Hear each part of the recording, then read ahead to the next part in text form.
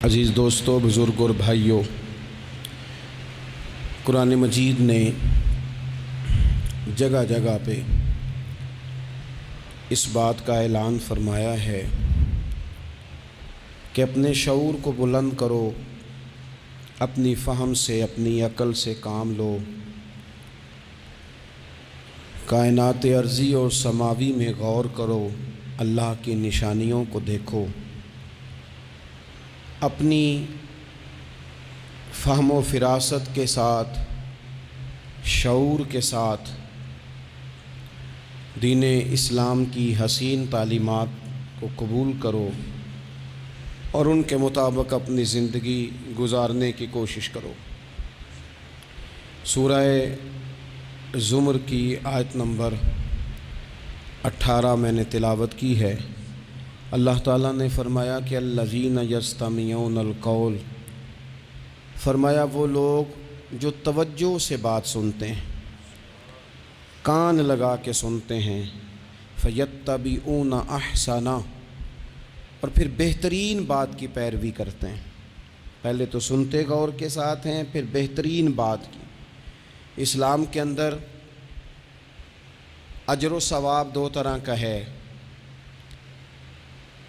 ایک بہتر ہے، ایک بہترین ہے۔ آپ نے کسی سے قرض لینا ہو تو اس کو مہلت دینا بہتر ہے اور معاف کر دینا بہترین ہے۔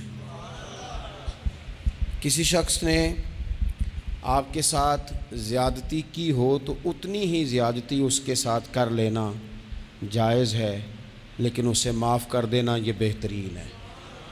تو فرمایا وہ پہلے کان لگا کے سنتے ہیں، پھر بہترین بات کی پیروی کرتے ہیں، ان میں سے جو زیادہ اچھی چیز ہے اس کے مطابق عمل کرتے ہیں۔ اولئک الذین ھداھم اللہ، یہی لوگ ہیں جنہیں اللہ نے ہدایت عطا فرمائی ہے۔ واولئک ھم اولو الالباب، اور فرمایا یہ لوگ عقل والے ہیں، یہی ہیں جنہیں اللہ نے ہدایت دی اور یہ صاحبان عقل ہیں۔ ایک دنیا کے اندر عقل وہ ہے جس کا لوگ بہت زیادہ استعمال کرتے ہیں، تو وہ عقل انہیں بعض اوقات گمراہی کی جانب لے جاتی ہے۔ اس عقل کی بات بھی اقبال نے کہی ہے، فرماتے ہیں کہ عقل عیار ہے، 100 بھیس بنا لیتی ہے۔ اس کے لیے عیار کا لفظ کہا، اور دوسرا پہلو دیکھیے عیار کے مقابلے میں لفظ کیا کہا۔ عقل عیار ہے، 100 بھیس بنا لیتی ہے، عشق بیچارہ۔ عقل عیار اور عشق بیچارہ، دیکھیں اس کے مقابلے میں جو جملہ دیا ہے، جو لفظ دیا ہے، یعنی لفظ عیار آپ جب بولتے ہیں عیار بڑا چلاک ہے، بڑا یار ہے، بڑا مکار ہے، تو زاویہ کیا بنتا ہے؟ اور جب آپ بیچارہ بولتے ہیں تو وہ بیچارہ۔ اب زاویہ دیکھیے کیا کھینچا، کہنے لگے عقل عیار ہے، 100 بھیس بنا لیتی ہے، عشق بیچارہ، نہ ملا ہے، نہ زاہد، نہ حکیم، یہ کچھ بھی نہیں، یہ بیچارہ کچھ بھی نہیں، بیچارہ جو ہوا۔ تو عقل کی طرف تو قرآن و سنت نے توجہ دلائی ہے، لیکن عقل سے مراد ہے فہم ہو، فراست ہو، حلم ہو، بردباری ہو، عاجزی ہو، غور فکر کرنے کا مزاج ہو، کسی چیز کو پورے شعور کے ساتھ بندہ قبول کرے۔ آج کل جن چیزوں کو لوگ عقل سمجھتے ہیں نا، وہ عقل نہیں ہے، وہ چالاکی ہے۔ آج کل لوگ عقل مند نہیں ہیں، چالاک ہیں۔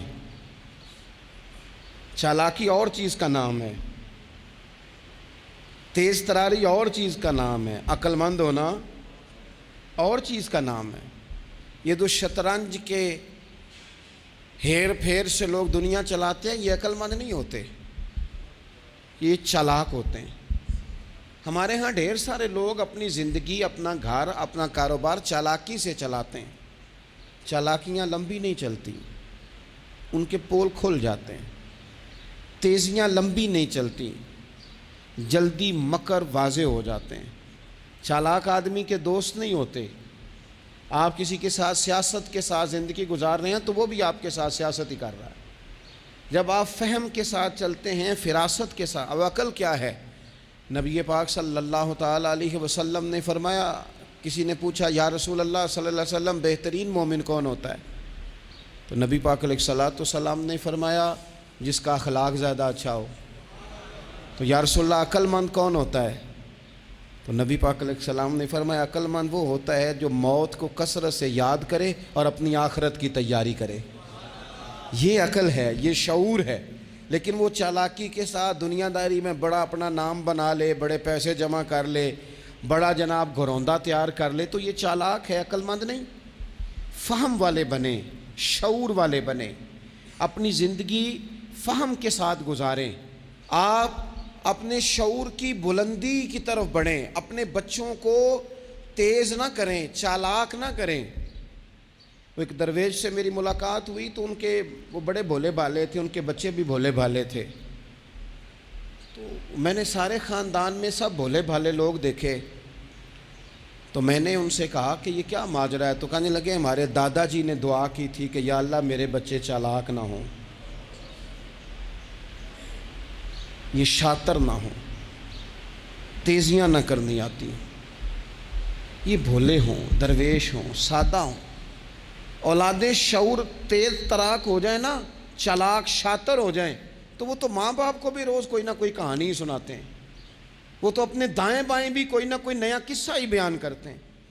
عقل مند بنیں، شعور والا انہیں بنائیں، انہیں اچھے برے کی تمیز سکھائیں۔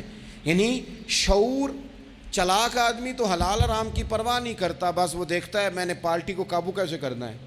لیکن عقل مند وہ ہوتا ہے جو دیکھے کہ یہ میرے لیے جائز ہے کہ ناجائز ہے، محنت سے کام کرے، شعور سے کام کرے، لیکن لقمہ حرام کبھی اپنے گھر داخل نہ ہونے دے۔ یہ شعور ہے، یہ بلندی ہے۔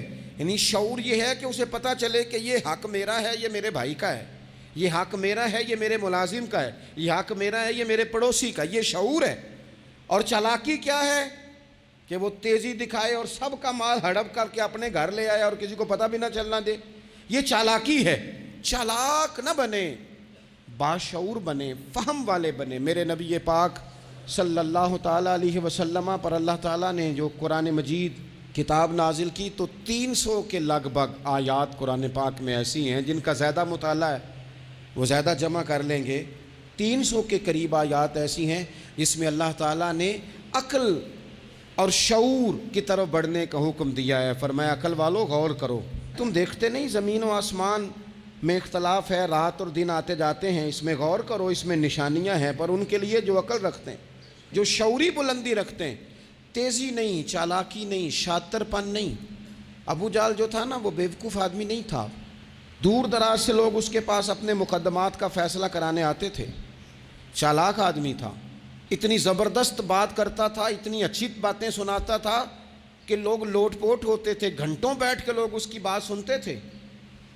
لیکن شاطر تھا، عقل مند نہیں تھا۔ اگر عقل مند ہوتا تو اسے نظر آ جاتا کہ وہ دیکھو آفتاب نبوت چمک رہا ہے، وہ غلام ہو جاتا رسول پاک کا۔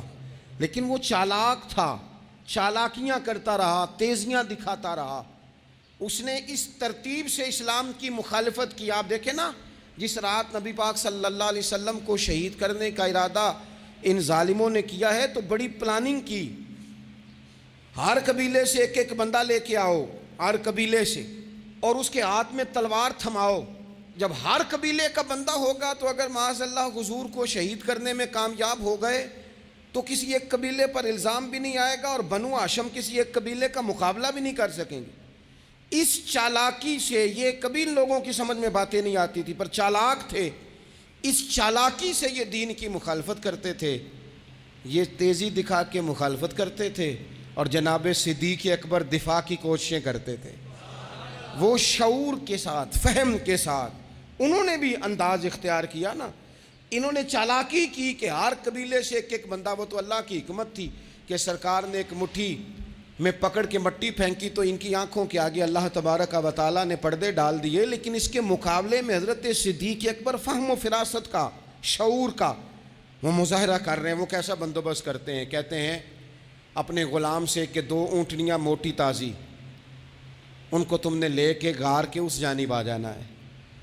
اپنے غلام سے کہتے ہیں کہ تم نے ان اونٹنیوں کو وہاں پہنچانا ہے۔ بیٹے سے کہتے ہیں سارا دن کام کاج کے سلسلے میں ادھر ادھر جانا اور کافروں کی باتیں سن کے پہنچانا کہ نیا منصوبہ کیا بنا رہے ہیں۔ اپنی بیٹی سے کہتے ہیں پتر کھانا پکا کے، کل کا باسی نہیں تازہ پکا کے، اور پھر اس کو تیار کر کے، اور بیٹا دن کے اجالے میں نہیں رات کے اندھیرے میں آنا۔ اب یہاں اقبال بولے، اقبال کہنے لگے جب عشق سکھاتا ہے آداب خود آگاہی، عشق بھی ایک عقل دیتا ہے، جب عشق سکھاتا ہے آداب خود آگاہی تو کھلتے ہیں غلاموں پر اسرار شہنشاہی، پھر وہ غلاموں کو بادشاہ بنا دیتا ہے۔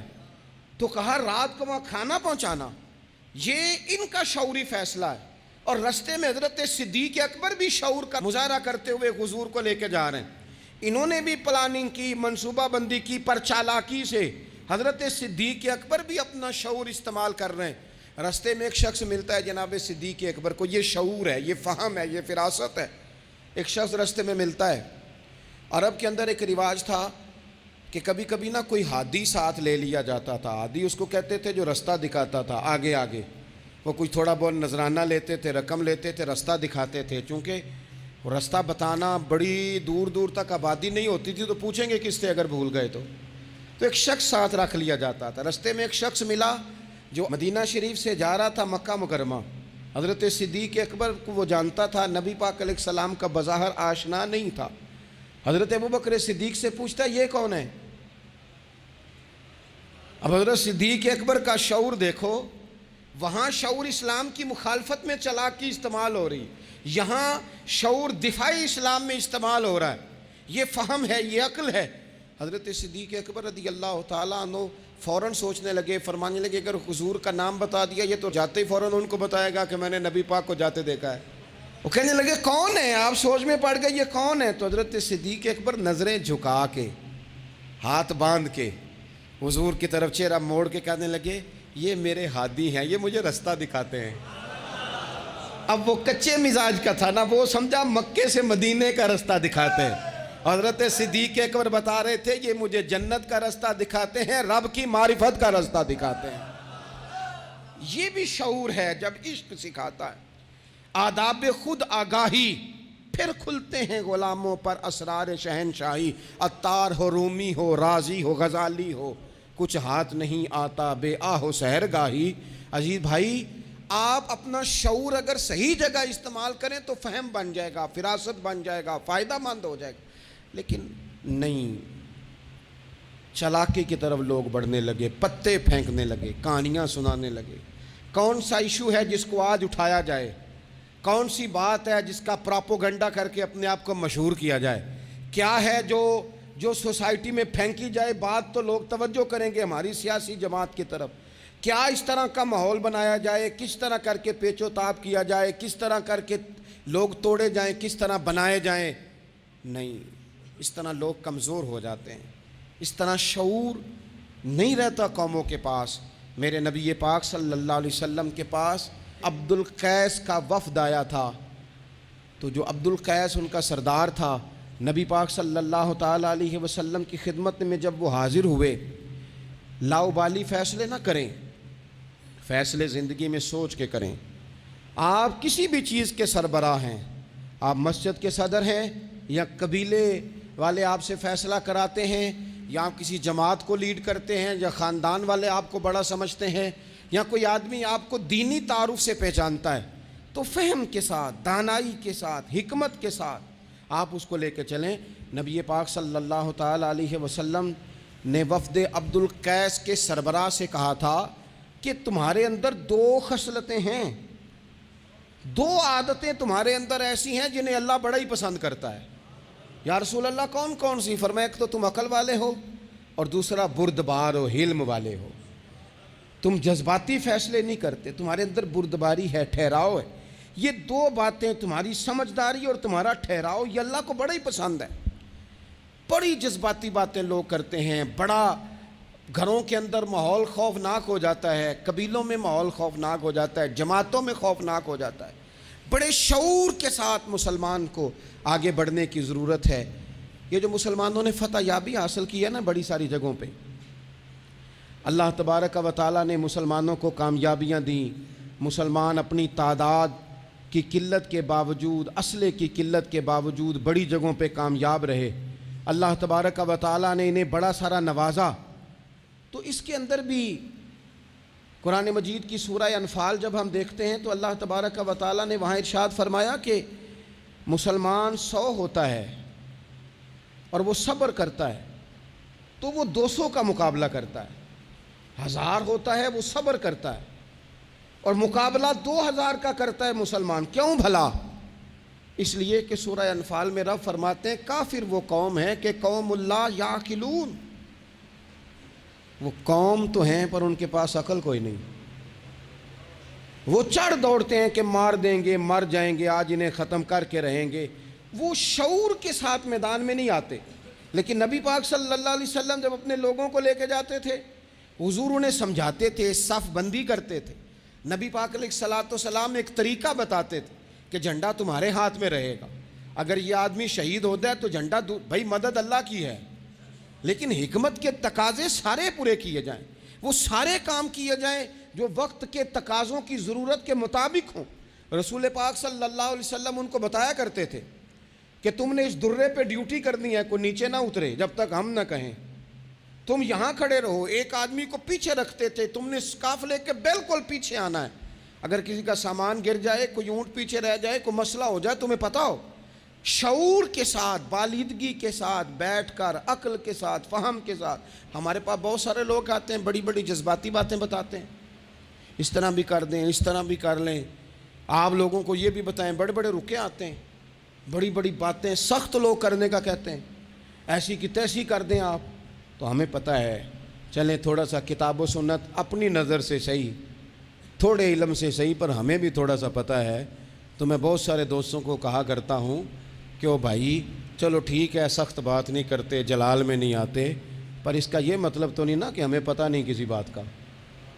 وہ بعض سیاسی لوگ آتے ہیں تو آ کے کہتے ہیں جناب حضرت یہ ہو گیا، فلانے نے یہ کر دیا، فلانے نے یہ کر دیا، تو کئی دفعہ ان پر ہنسی آتی ہے کہ ہمیں سمجھانے آئے ہو، ہمیں سمجھانے آئے ہو۔ او بھائی اٹ سٹ تے پکھڑا کوار گندا لسی اور بھی بوٹیاں جاننے آ۔ بات نہ کریں تو بات الگ ہے، اخلاق اجازت نہیں دیتا، بہت ساری باتوں کا جواب دیا نہیں جا سکتا، لیکن آپ کیا سمجھتے ہیں سامنے والا بیوقوف ہے، آپ جو کہیں گے وہ قبول کر لے گا؟ اپنی زندگی میں کبھی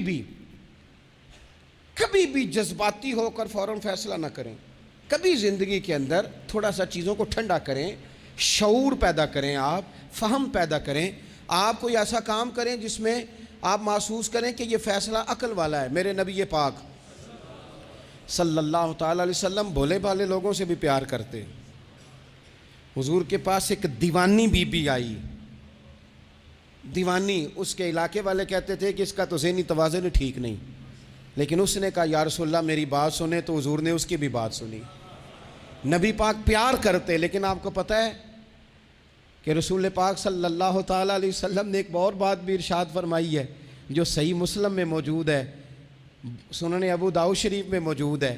حضور جب نماز کی صفیں بناتے نا تو فرماتے میرے قریب قریب وہ لوگ کھڑے ہوا کرو جو عقل مند ہو، جو شعور والے لوگ ہو وہ میرے قریب قریب رہا کرو، باشعور لوگ۔ اور پھر فرمایا جو ان سے زیادہ شعور رکھتے ہیں وہ تھوڑے پیچھے، جو ان سے کم شعور رکھتے ہیں وہ اس سے پیچھے، جو اس سے کم شعور رکھتے میرے قریب شعور والے لوگ ہوں۔ یعنی محبوب سب کے نبی ہیں، لیکن حضور اپنے قریب ان لوگوں کو بٹھاتے جن کا فہم مضبوط ہوتا۔ اسی لیے حضرت مولا علی شیر خدا رضی اللہ تعالیٰ عنہ فرمایا کرتے تھے وہ بندہ دنیا میں کبھی نہیں ٹوٹتا جس کے مشیر اچھے ہوں۔ ہمارے آج کل مشیر نہیں ہوتے، ہمارے خوش آمدی ہوتے ہیں، ہمارے وہ ہوتے ہیں جو ہمیں بلے بلے کہیں، ہمارے وہ ہوتے ہیں جو ہمیں کہیں کیا بات ہے، سبزہ سارا ہی سبز ہے باہر، اور ہم اتنی طاقت نہیں رکھتے کہ ہم تصویر کا دوسرا رخ بھی دیکھیں۔ تو اللہ کے رسول نے شعور کو سپورٹ کیا، عقل کو سپورٹ کیا، فہم و فراست کو سپورٹ کیا، فرمایا میرے قریب قریب۔ دیکھیں نا علماء نے ایک معنی یہ بھی اس کا بیان کیا ہے کہ جب کوئی باشعور آدمی قریب ہوتا ہے تو نماز میں کبھی لقمہ دینا پڑ جاتا ہے، کبھی بتانا پڑ جاتا ہے، کبھی کسی وقت امام کا وضو ٹوٹتا ہے، اسے پیچھے جانا پڑ جاتا ہے. تو باشعور لوگ ہوں گے جب قریب تو حالات اور ہوں گے. اللہ کے رسول صلی اللہ تعالیٰ علیہ وسلم باشعور لوگوں کو قریب رکھتے, شعور کی بات آگے پھیلاتے. میں بڑے عرصے سے یہ بات کر رہا ہوں, آج پھر کرتا ہوں. دینی ماحول کے اندر باشعور لوگوں کی بڑی ضرورت ہے, بصیرت افروز لوگوں کی بڑی ضرورت ہے, جن کے حافظے قوی ہوں ان کی بڑی ضرورت ہے. اکثر ایسا ہوا کہ ایسے لوگوں کو لا کر دیا گیا, ایسے لوگ بٹھائے گئے جو شعوری طور پر بالکل ناپختہ تھے. دیکھیں ہر آدمی ہر جگہ پہنچ نہیں سکتا, کچھ لوگ کند ذہن ہوتے ہیں, کوئی کام بھی نہیں کر پاتے. تو زبردستی جبر کرنا, کسے مولوی بنانا ہے, اسے مولوی بنانا ہے, اسے حافظی بنانا ہے, بھئی وہ بیچارہ نہیں اتنا شعور رکھتا. آپ کوئی ذہین فتین لوگ لے کے آئیں, باشعور لوگ لے کے آئیں جو سوسائٹی میں کچھ سمجھ بوجھ رکھنے کی صلاحیت رکھتے ہوں. وہ جب دین کو پڑھیں گے اور دین کو آگے پھیلائیں گے تو کچھ تقاضے سمجھ کر آگے پھیلائیں گے. آپ دیکھیے میرے نبی پاک صلی اللہ تعالیٰ علیہ وسلم کے صحابہ کا شعور کتنا بلند تھا. حضرت زید بن ثابت رضی اللہ تعالیٰ عنہ کے ذمے لگایا حضرت ابو بکر صدیق نے قرآن پاک کو جمع کرنا. فرمایا آپ صحابہ کرام سے لے کے جن کے پاس تھوڑا تھوڑا قرآن پاک ہے آپ جمع کریں, آپ لا کے اسے جمع کریں.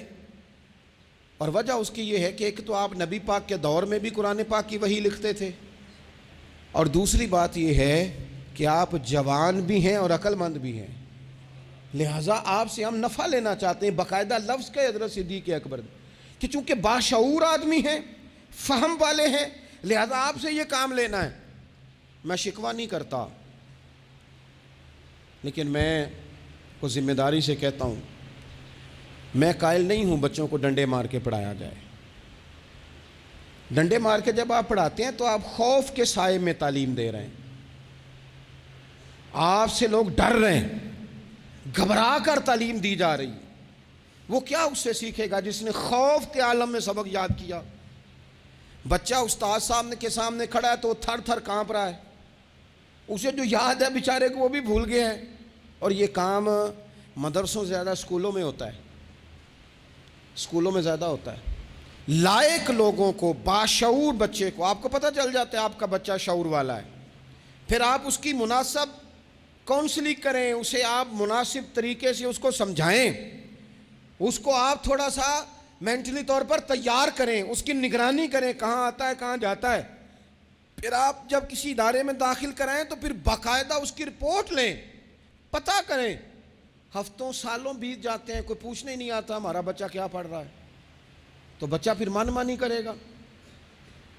نبی پاک صلی اللہ علیہ وسلم کی خدمت عالی مرتبت میں حضرت انس بن مالک رضی اللہ تعالیٰ عنہ کو ان کی جب والدہ لے کے آئی نا, تو انہوں نے آ کے نبی پاک علیہ السلام سے کہا تھا, یا رسول اللہ صلی اللہ علیہ وسلم جی ہمارا بیٹا انس ہے, ہم اسے آپ کا خادم بنانے آئے ہیں.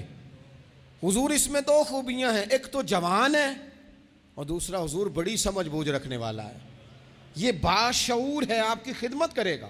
خدمت کے لیے بھی بچہ دیا, خدمت کے لیے. حضرت انس بن مالک حضور کی خدمت کرتے رہے, ڈیوٹی کرتے تھے. وہ نبی پاک کے گھر میں چھوٹے تھے, کام کاج کرتے تھے, حضور کسی کو بلانے بھیج دیتے, ازواج مطہرات کوئی کام کر دیتی. فرماتے میں آیا تو تھا خدمت کرنے, لیکن باشعور تھا, فہم والا تھا, کام بھی کرتا رہتا اور مدینے والے کی حدیثیں بھی یاد کرتا رہتا. سینکڑوں حدیثوں کا خزانہ حضرت انس بن مالک نے امت کو دیا ہے.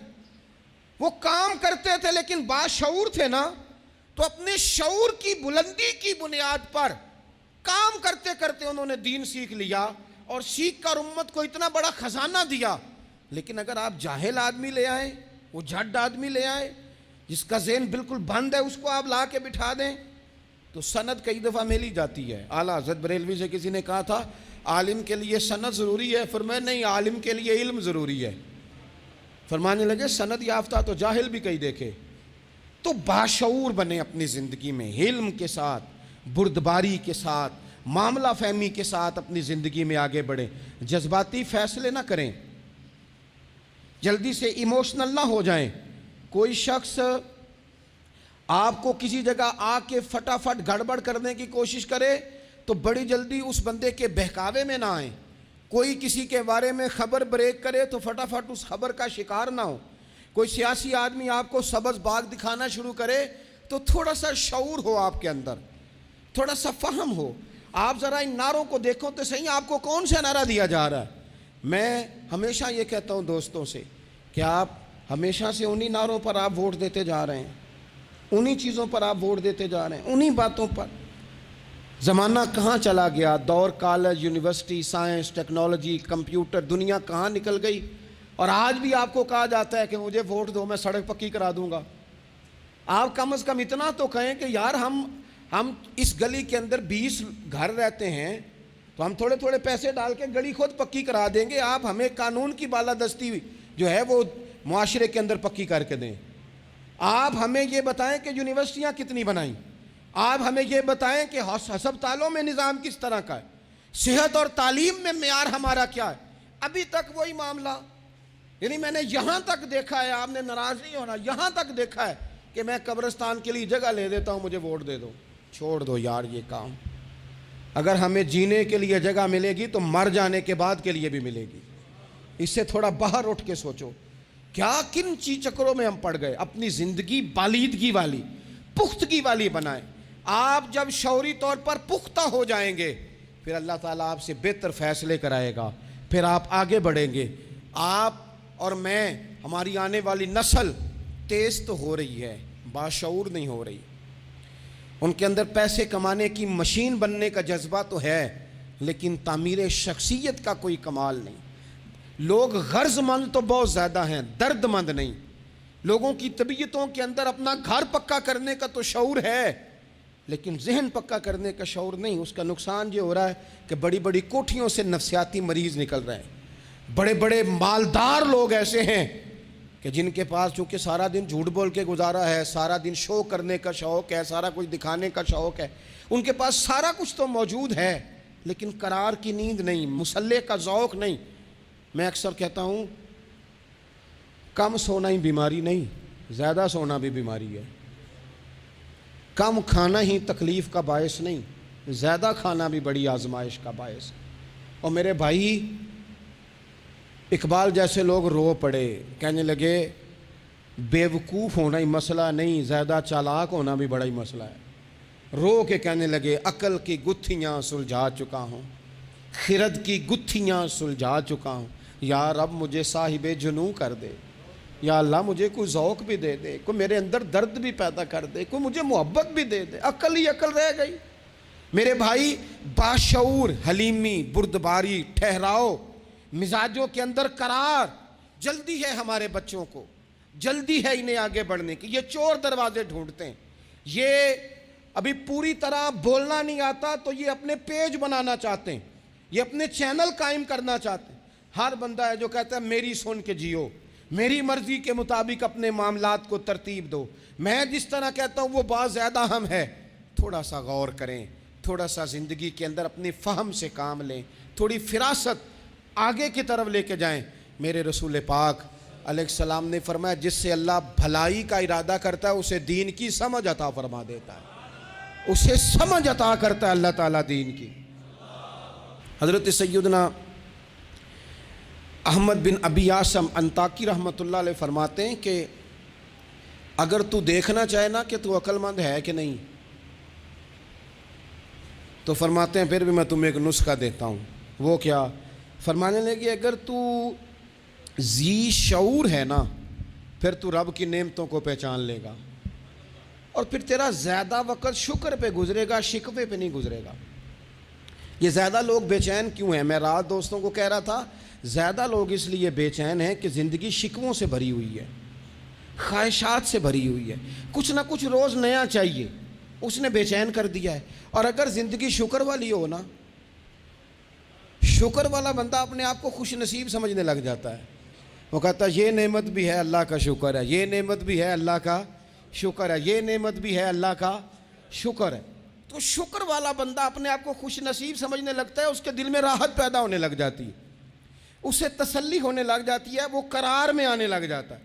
اور جو خواہشات، بکھری ہوئی خواہشات، بکھرے ہوئے جذبات، یہ بھی چاہیے، وہ رہ گیا، یہ نہیں ملا، وہ نہیں ملا، ہمیں ہر چیز من پسند چاہیے، بندہ پریشان ہو جاتا ہے. اللہ تبارک و تعالی مجھے اور آپ کو عمل کی توفیق عطا فرمائے.